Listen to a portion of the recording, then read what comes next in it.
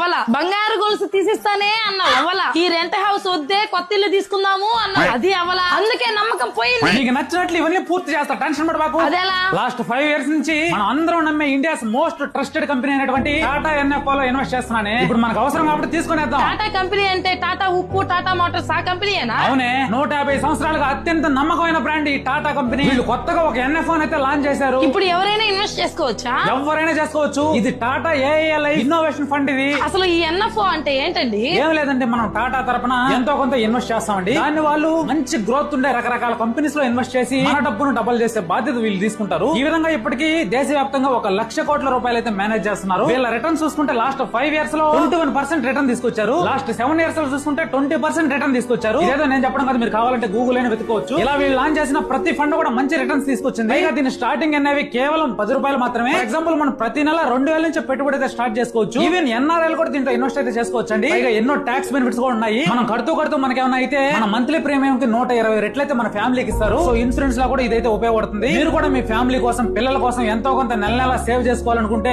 ఇది మీకు మంచి ఆప్షన్.